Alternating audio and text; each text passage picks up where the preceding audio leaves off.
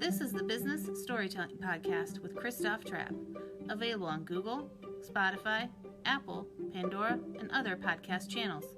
Want to play it on your iPhone? Just ask Siri to play the Christoph Trappe Business Storytelling Podcast, also available on Alexa. Here's Christoph with today's episode. Hey, business storytellers, how is everyone doing? Once again, we're live on Amazon, LinkedIn, Twitter, YouTube. I think that might be it. Of course, the podcast version will launch as well on all the different channels. And just a friendly reminder, you can see my shirt today, Switcher Studio. That's how we're producing the show. SwitcherStudio.com. Trap 1 gets you the first month off. But definitely, I'm looking for the little button here to push it up so you can see it. SwitcherStudio.com, Trap 1. Today, we want to talk about inclusive design, and this is an interesting topic to me because it is necessary. It's not maybe as automated as I would like it to be. I'll give you a couple of quick examples. Rob Sand was on the show, and he, of course, is the auditor of Iowa, and he shared it wide and far. And it had, 1,500 views just on Twitter alone. And somebody on Twitter responded, Rob, are there captions? And I had to respond, Twitter doesn't have captions. Now, LinkedIn does have captions, and we turned them on before we went on air, but I had to check a box. Why? The box was 3 levels down. I had to go check it, and it was a lot of work. So we'll talk about that topic today. Just a quick reminder, if you're watching on Amazon, the book of today's from today's guest, Regine Gilbert, we'll bring out of the green room here, Inclusive Design for a Digital World, is linked there in the carousel. It's the featured item. Of course, we have a link on all the other channels as well. So I hope you check that out. And I don't remember where I ran across Regine. Maybe she remembers. I don't know. We'll find out. But and if she doesn't, that's kind of the world we're in anymore. But we want to talk about how do we do inclusive design? What is it? What does it mean? How can we, why do we need to care? And we really do. Let's get her on the show here. Regine, how's it going today? Thanks for joining us. Oh, thank you for having me, Christoph. I actually have a very good friend named Christoph as well. So when you're like, we met online. I don't know exactly which platform, but that's how we are meeting nowadays because everybody is, mostly staying at home and not really traveling. And I have actually never been to Iowa. So, we've met online. Well, if you ever want to come to Iowa, let me know. I'm happy to show you around. There's things to see, but it's certainly we have a lot of space. We'll say that. We'll call it that. So, inclusive design. I mean, captions came to my mind. I mean, even transcripts. What else are we talking about that when you talk about inclusive design? Well, I like to take a page out of another author's book and a mentor of mine, Kat Holmes, who wrote a book called Mismatch Design. And in this book, she lays out a lot about inclusion, but she really hits home that we don't necessarily know what inclusion is. You can ask 5 different people, they'll tell you 5 different things, but we know what exclusion is. We know what it means to leave someone out of something. So if someone is deaf and they're watching this on one of the platforms that does not have captions, that's an exclusion, right? They're not being included. So I like to look at it in the reverse of not really defining inclusion, but defining exclusion and knowing if we are working on any sort of product that we expect people to use, we want to make sure as many people use it as possible. Well, and that is, it's a challenge. And so it took me a while to get back to you guys here, not just because, I didn't go and have a break, but it felt like it took me a while at least. I'm on LinkedIn and we literally just went in there and checked the button and I don't see captions. They worked yesterday. They did. But I went in there, I checked the button. I don't see them on here for some reason. Maybe it was too close. So it's a real challenge. Like why, what do content creators like me, what do we do? Or is it not, how do we even overcome these challenges? Yeah, I think it takes it takes some awareness that you need to make things accessible for folks with disabilities in the first place, right? I think that people need to understand not everyone will access the things that you access. I'll give an example of Twitter. I will add a lot of, I call them GIFs. Some people call them GIFs, but I add a lot of GIFs. And I like to add alternative text because if someone is using a screen reader, which is typically used by folks who are in the blind and low vision communities, they use a screen reader that'll read whatever is on the screen. I want them to, I have friends who are blind, and I want them to know what my gifts are about. So whenever I go to put alternative text, Twitter asks me, "Are you sure?" And it's like, yeah, I don't know why you ask me every time if I'm sure. Yes, I should just be able to add them, or it should maybe prompt me maybe to add them instead of asking me, "Are you sure?" I think the prompting is what would make it very helpful. I mean, I even know of alt text on in WordPress and images, right? I mean, for the longest time, a lot of people wouldn't do anything with them, and now WordPress prompts you, like, right? It says, make sure you put in here what's in the picture, unless it's purely decorative. And why you need a decorative photo, I don't know. Like, do you know what I mean? Have something that adds to the story. So it does kind of prompt you now, but I don't know either why it's so difficult to get there. So when you talk about, tell me about the journey into writing the book, and what's your interest in the topic? What prompt? I mean, I've written 4 books, and even though I do the blog to book strategy, I know it's still a lot of work to get those books out the door. So what prompted you to be so passionate about this topic? Yeah, I never fancied myself a writer. I still think my writing skills aren't. But I did write a book. What prompted me to write the book was that I started my journey into being a user experience designer back in 2013, 2014 time. And during that time, I had not heard a lot about accessibility. And in 2015, I started to learn more on my own and through meetups. And then I started to speak about it. And the first place I spoke about it was a conference, the National Association of Black Journalists. I spoke to journalists about accessibility, and that was really cool. And then I just continued to apply for different talks. And then I started writing on Medium. And it was from one of the talks that someone saw and said, "Hey, would you be interested in..."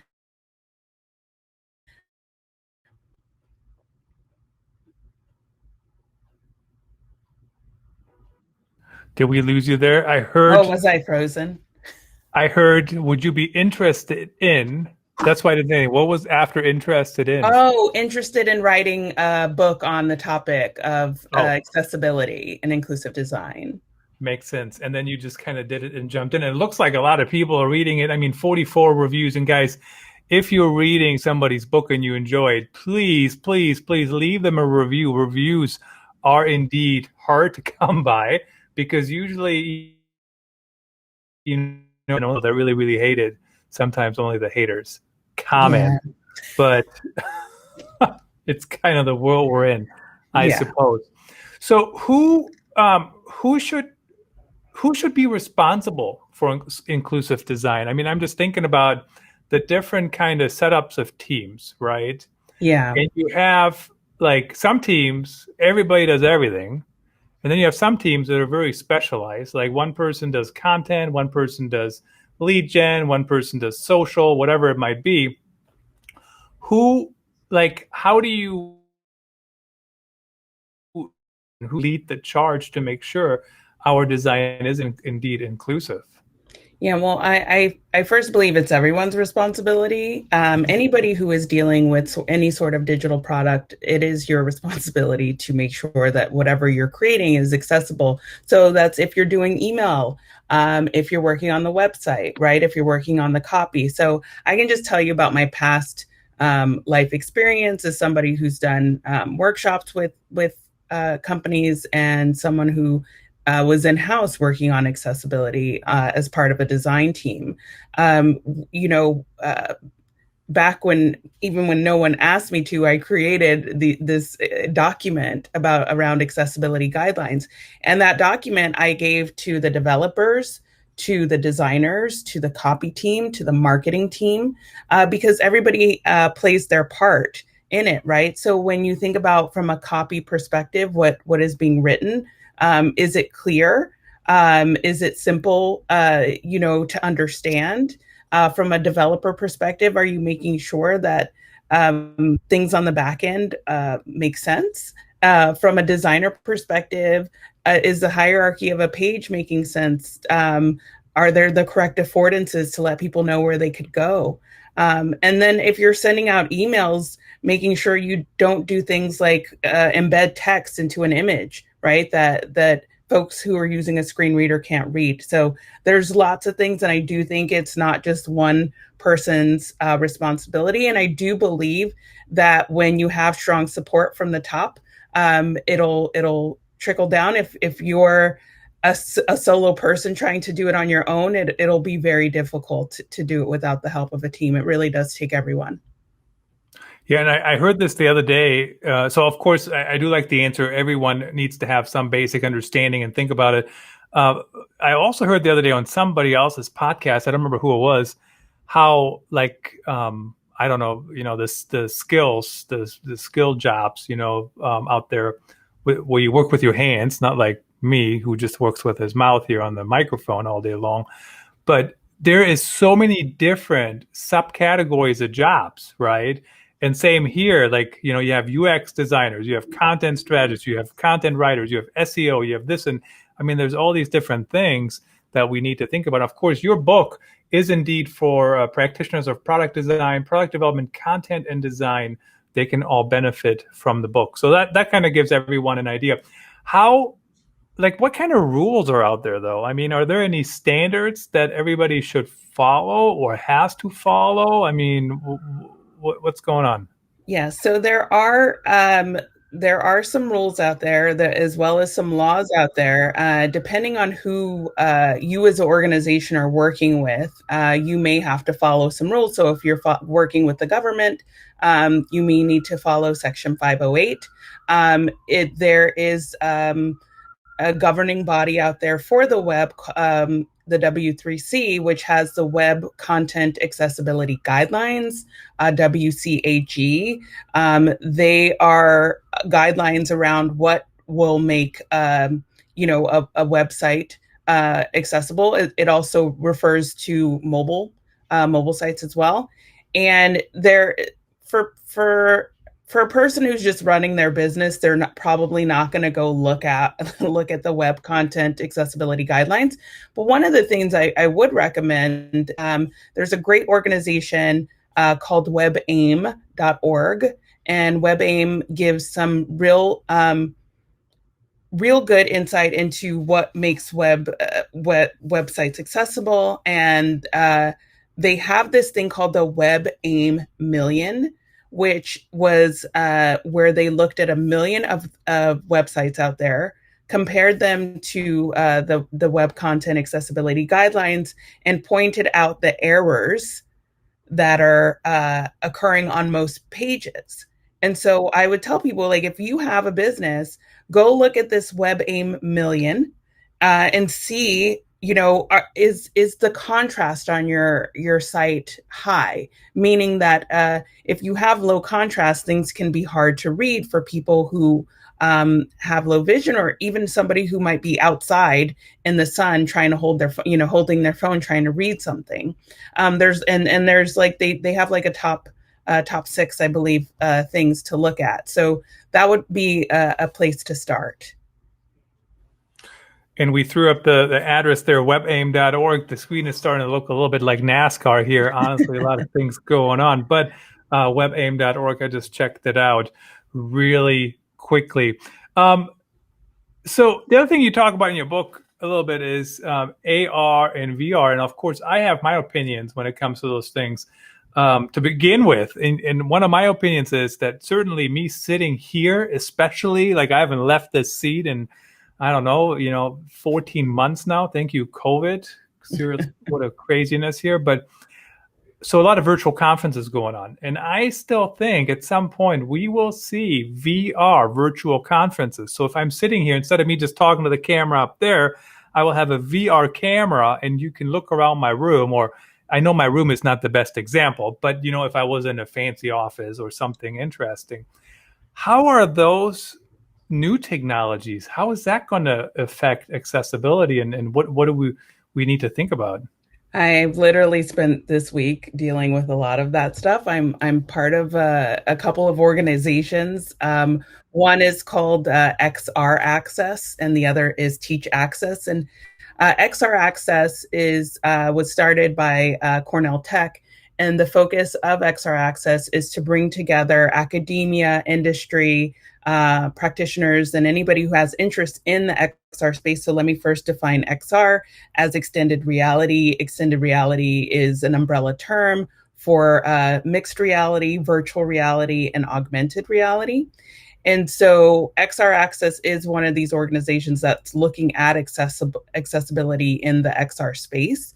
There is a lot to be done in terms of policy, in terms of design, in terms of the tools, in terms of the development.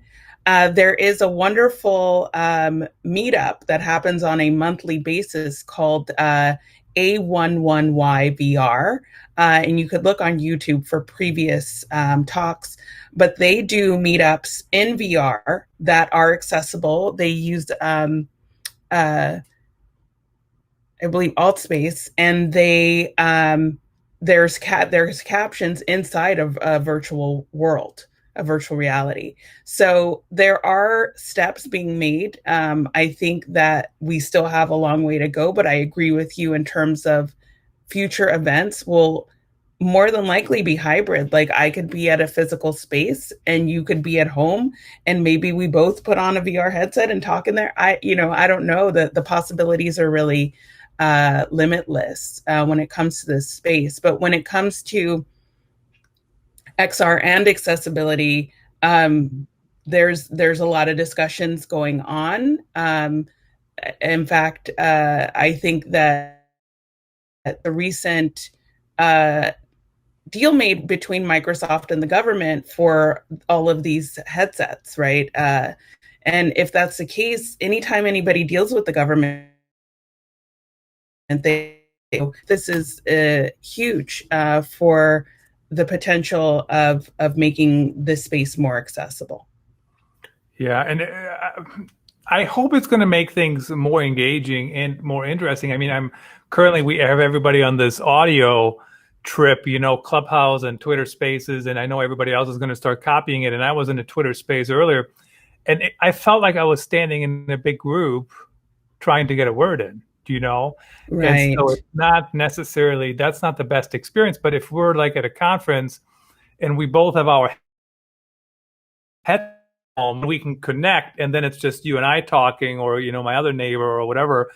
There's definitely I think there's a future there somehow. I don't know exactly yet, but I have a VR headset. I hardly ever put it on. There's not enough content, honestly, to use it for. What are some of the most common mistakes that companies make? I mean, it's like, for example, I mentioned my experience with captions.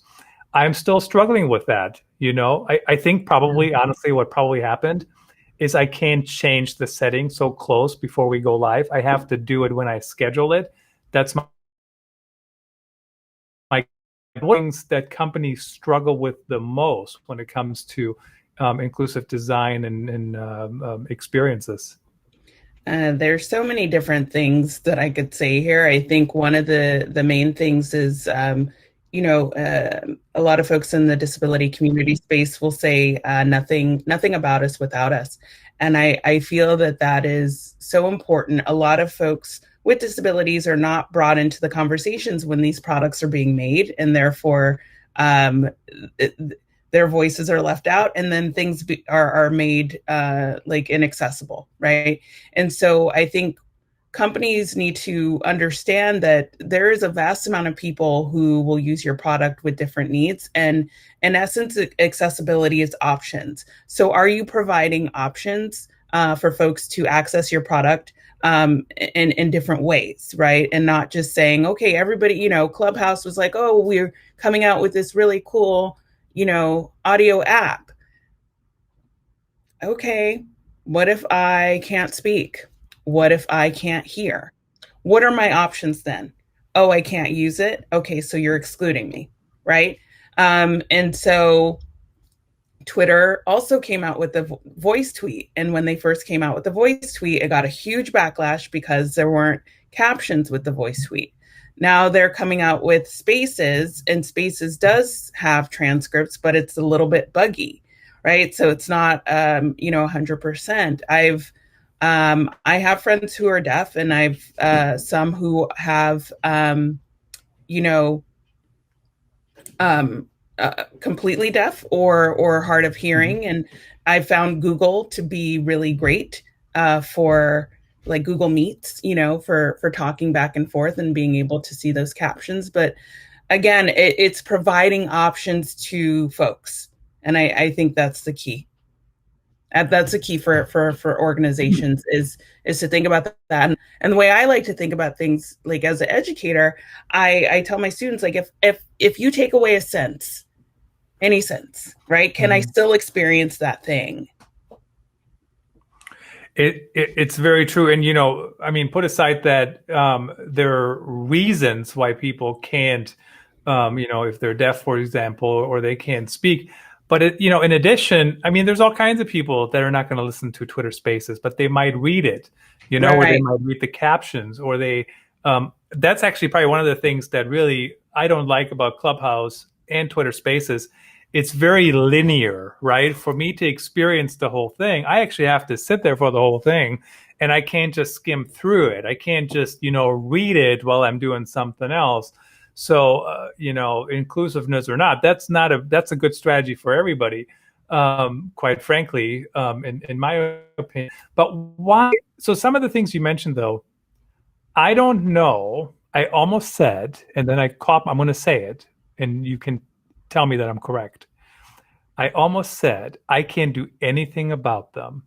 And I think that feels a little bit like an excuse. And I don't own Twitter. Would Twitter listen to me? I don't know. But but then I'm thinking about the guy or gal, I don't even know who it was, who called on Rob Sand and said, Rob, is there any captions? So that person has impacted my opinion, or not my opinion, but my awareness, right? So now I'm thinking about it. So what can I do? What can people like me, what can content marketers do, if anything? I think you can ask those questions. I think not enough people ask the questions of is this platform accessible, right? And if it's not accessible, what options do you provide? Like, what do you provide for folks, right? If you don't have captions, is there going to be a transcript available later? Are you, there are free options out there that people can use that are not perfect, but you can fix. YouTube has captions. Some people call them auto captions, auto craptions, because they're not 100%. Is something better than nothing? In some cases, it is, and it's totally.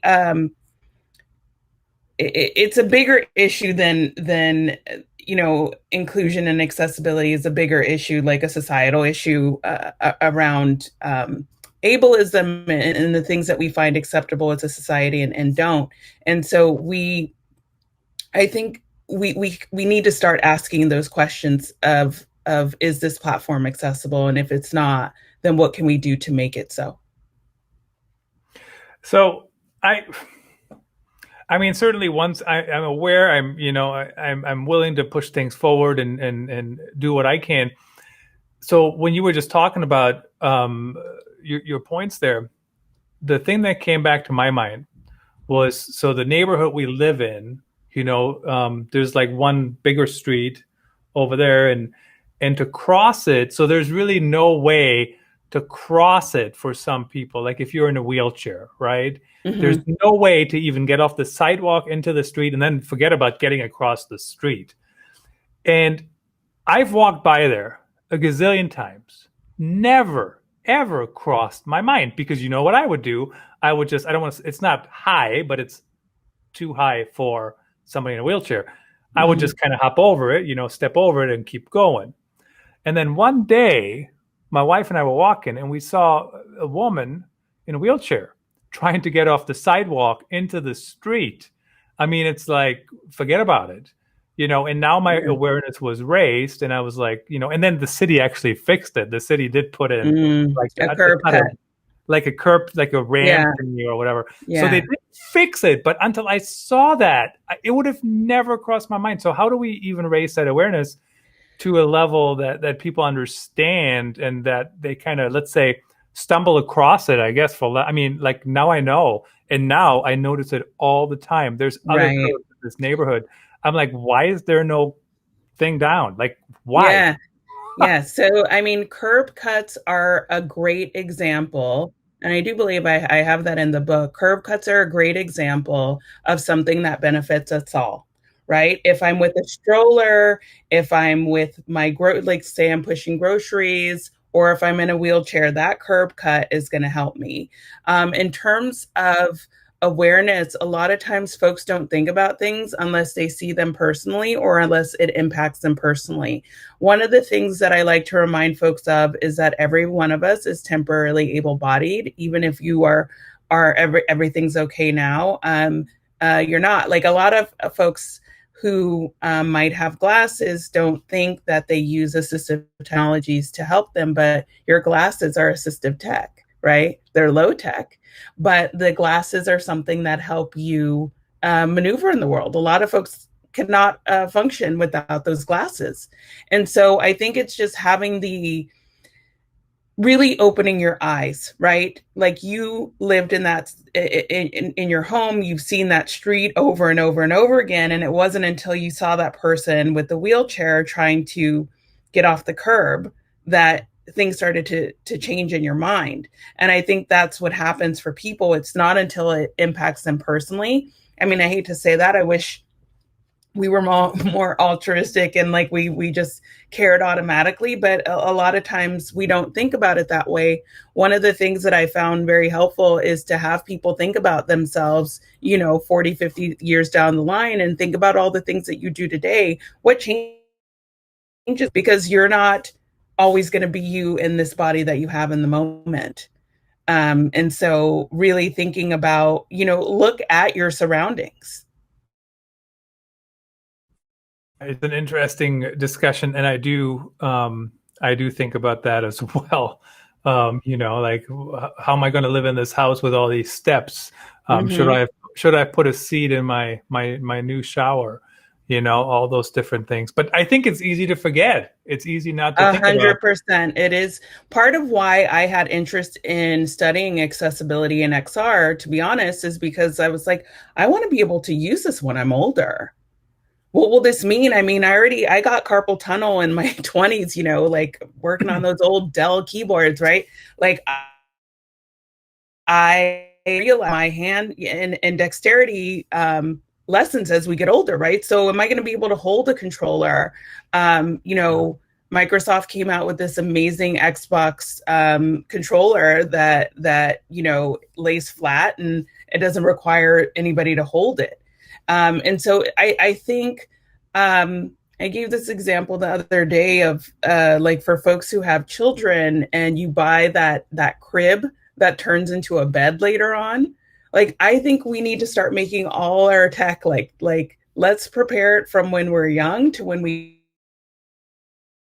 get old. And so folks who have I don't have kids, but the stroller that converts, like for kids when they get older, you start with the baby seat and then it gets bigger, So I think if we were to think about making our products adjustable and providing options as we transition, it would be great.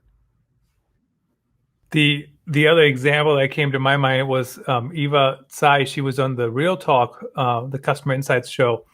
and she mentioned when YouTube first started, there were some videos that were showing up the wrong way. And so she said, she goes, the team was like, why? Like, how is that happening? Weird. So have you heard this story? No. No. So what happened is everybody on the team that was engineering or creating whatever the experience, they were all right-handed.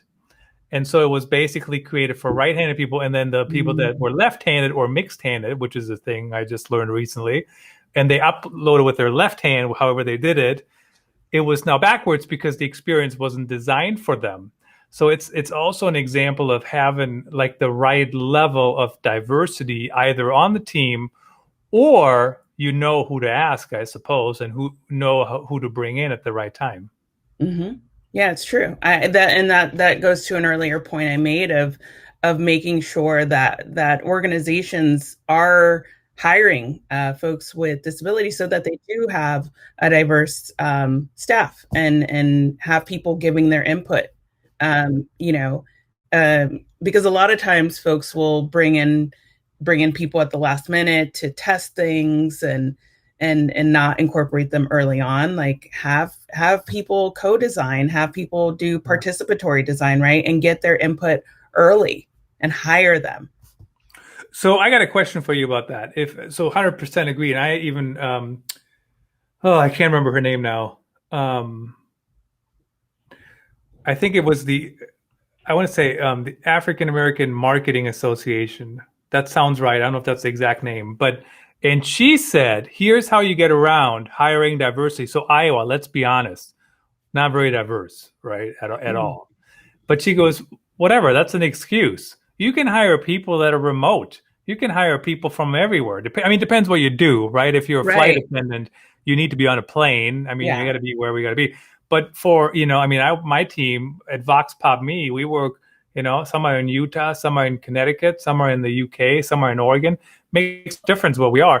So I always appreciated that she said that, and that's a good thing. But my question is, how do you hire for diversity when it comes to disability? So for example, I have some, I don't know, I want to say disability issues, right? Health issues from football, from those kind of things, and then other things.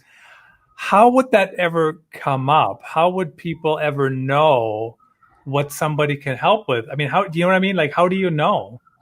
Like, how do you hire people? Yeah, this is not my area of expertise by any stretch of the imagination. I know that there are things that you cannot ask, due to legal reasons. But I think that when you think about putting together a job description and what your needs are, and if you are open to remote, one of the things that came out of this pandemic was that all those companies who said that they couldn't, that everybody needed to come to the office, it's not true, right? A lot of things can actually, we have seen businesses run, schools run, all these things that people said could not function remotely, be done remotely. And therefore that has opened the door for folks to work remote, maybe folks who do have disabilities who can't leave their homes, but can do work. So I can't answer that question because it's not my area of expertise in terms of hiring. Yep. At the end of the day, we need to figure out a way to be more inclusive. We need to be able to make sure people can consume our content, can reach our products, can interact with us, right? Right. And sometimes, quite frankly, there's just so many things out there that can be improved. Maybe kind of a snarky comment, but that CAPTCHA that some websites have on, like, I can't even read it. Like, that's don't get me started. It's really CAPTCHA is really I do believe it's also in my book.